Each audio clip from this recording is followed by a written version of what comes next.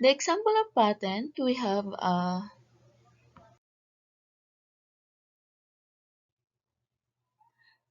pen with scanner, also known as C-pen, is invented and manufactured by Christopher Farias himself. The pen deciphers letters, numbers, and figures.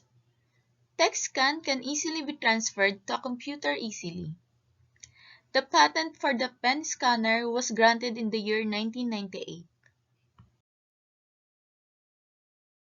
Powered shoe air conditioner. The shoe was patented in the year 1994 by Israel Siegel. The working mechanism of the shoe involved using the powered motion of the person using the shoe. Every time the person takes a step, the heel activates the air conditioner compressor.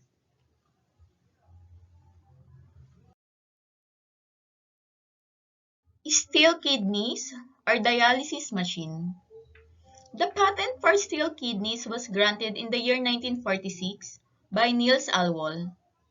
The kidneys were developed 20 years prior to the mass production and use of the invention.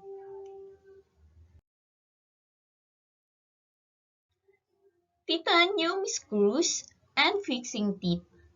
It was commonly known among doctors and researchers that body rejects all the foreign objects. But Per-Ing Marks succeed in creating a method which is applied while attaching a number of artificial limbs. This method was first invented in the year 1950s and attained patent protection in the year 1993. Bluetooth. Despite the popularity of mobile phones having Wi-Fi connectivity, people still opt for Bluetooth as an option for data transfer. Invented in 1994 by Jeff Hartson, Bluetooth technology allows nearby electronic device to connect using low power. Ultra-high frequency waves. Today, Bluetooth is used in almost every handheld device for multimedia transfer and reception. We will proceed to the trademarks examples. The Golden Arch of McDonald's is an example of a design that is a registered trademark. Head and Shoulders. Any standard characters with no design or stylization is a registered trademark. The Head and Shoulders logo shown here is a separately registered trademark for medicated hair care preparations, owned by the Procter and Gamble Company. The Nike logo with the swoosh is a combination of a word and a design that is a registered trademark.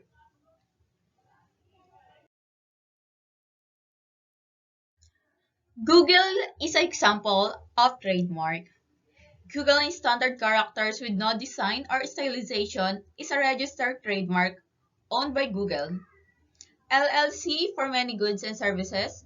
Some of these are software for accessing and searching online database and website, technical consulting services in the field of archiving of data for others in the nature of historical records and documents, and computer services, namely creating cloud-based indexes of information.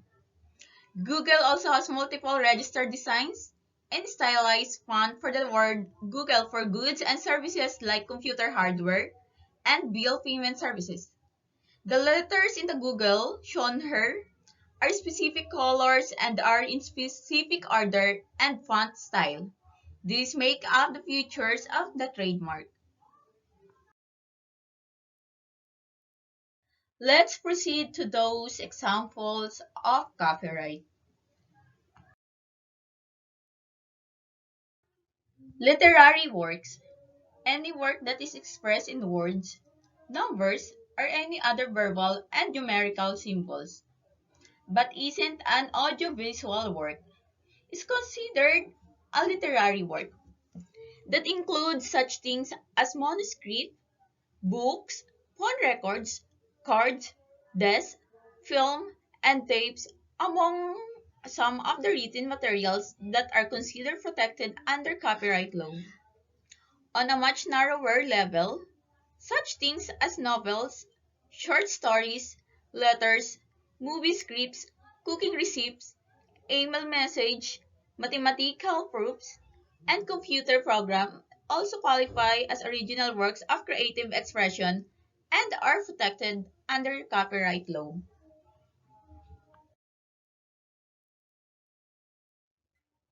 Dramatic works. Dramatic works, whether published or unpublished, are also protected under copyright law. These include such as things as plays, scripts for cinema, television, radio, and work of choreography.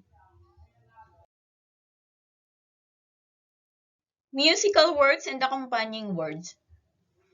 Copyright laws cover music just as much as they cover other kinds of work. When we speak of musical works as a copyright example, what we're talking about is the music, the words that go with the music, and any other pre-existing components of the music, such as an old tone or poem. Audiovisual works.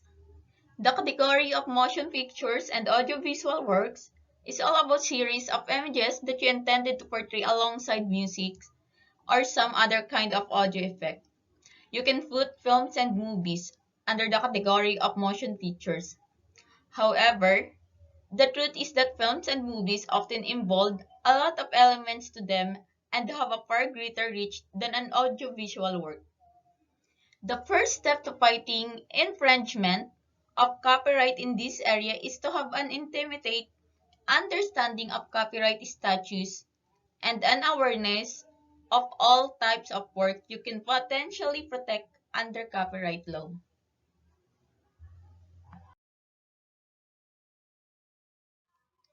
Architectural works, including blueprints.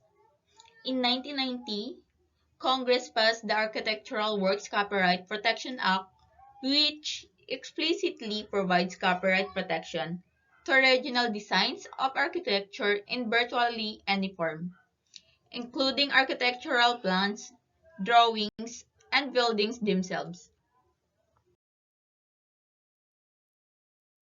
A wide body of federal and state laws protects creative property such as writing, music, drawings, paintings, photography, and films. Collectively, this body of law is called intellectual property law, which includes copyright, trademark, and patent laws, each applicable in various situations and each with its own set of technical rules. When obtaining permission to use creative works, you're concerned primarily with copyright law.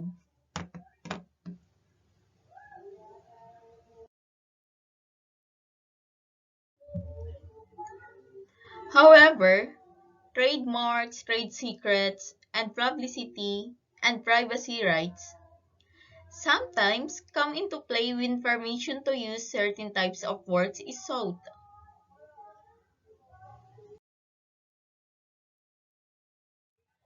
Trademarks, brand names such as Nike and Apple, as well logos, slogans, and other devices that identify and distinguish products and services, are protected under federal and state trademark laws. Unlike copyright works, trademarks receive different degrees of protection depending on numerous variables, including the consumer awareness of the trademark, the type of services and product it identifies, and the geographic area in which the trademark is used. Trade secrets. State and federal trade secret laws protect sensitive business information. An example of a trade secret will be a confidential marketing plan for the introduction of a new software product or the secret recipe for a brand of salsa. The extent of trade secret protection depends on whether the information gives the business an advantage over competitors, is kept a secret, and is not known by competitors.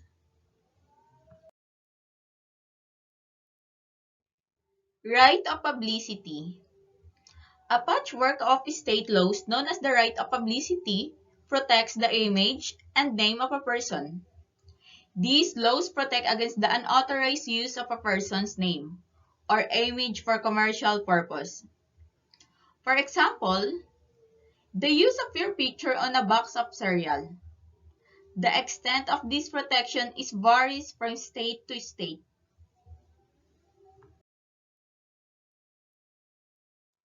Right of privacy.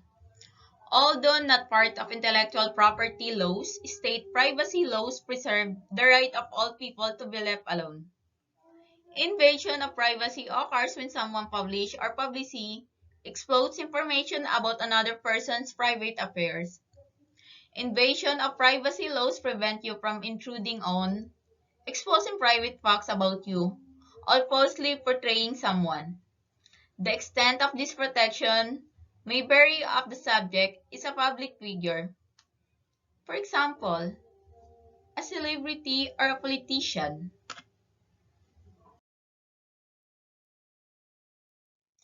The main purpose of intellectual property law is to encourage the creation of a wide variety of intellectual goods.